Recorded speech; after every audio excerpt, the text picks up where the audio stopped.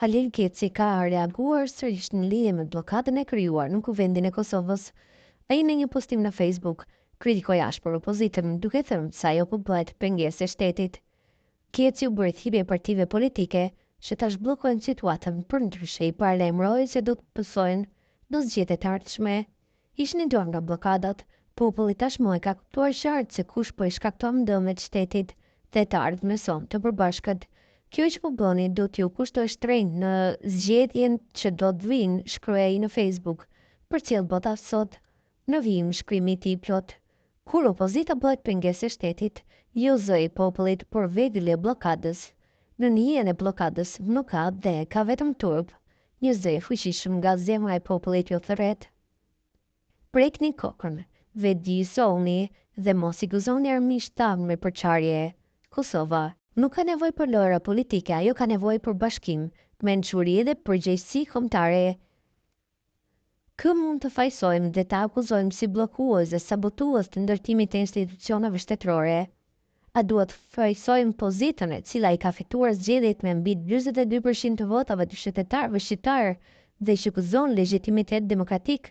Apo duhet të tregojmë gishtin nga opozita e cila megjithse nuk e ka fituar besimin e shumicës, po përpiqet përmes bllokadës së manovrave të dëmshme të uzurpojë vullnetin e popullit?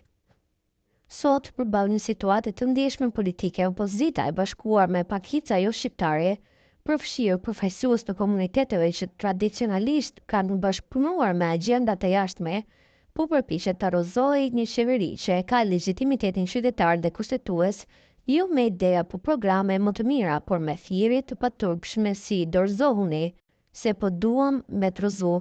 Në vend që të jetë alternativë serioze dhe kontribuese në kontrollin demokratik të pushtetit, opozita po kthehet në një pengesë sistematike për funksionimin institucional të shtetit, po minon themelet e demokracisë dhe po e çon vendin drejt krizës së qëllimshme, vetëm për të kënaqur ambiciet e Serbisë dhe interesat e ngushta grupore të opozitës. Umiljet, dëgjoni zërin e arsyes. Kosova nuk ka nevojë për pengesë institucionale, por për bashkëpunim kombëtar dhe një klasë politike të përgjegjshme që punon për interesin publik, jo për akmarrje politike. Të gjithë ata që me vedi e bllokojnë ndërtimin e institucioneve të dalla nga vota e lirë e qytetarëve do të mbajnë përgjegjësi historike dhe morale për çdo krizë që dobëson shtetin e Kosovës. Kur interesat partijake vendosen mbi interesin kombëtar, atëherë nuk kemi më opozitë demokratike, por sabotim të shtetit. Kjo sjellje nuk i shërben popullit Kosovës e as ardhmes tonë euro-atlantike.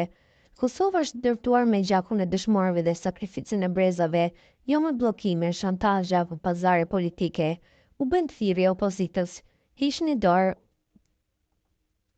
nga bllokadat. Populli tashmë e ka kuptuar qartë se kush po i shkakton dëmet shtetit dhe të ardhmes son të përbashkët. Kjo që po bëni do t'ju kushtoj shtrenjtë në zgjedhjet që po vinë. Le të mos e tradhtojmë amanetin e dëshmorëve, as të ardhmen e fëmijëve tanë, të mos trashëgojmë një shtet të thyer nga etja për pushtet, por një shtet të ndërtuar mbi dinjitet, bashkim dhe drejtësi. Ky është mesazhi për pozitën dhe opozitën. Mos i gëzoni armiqtë tanë me përçarje, sepse Kosova kërkon bashkim, mençuri dhe përgjegjësi, shkruan Keci.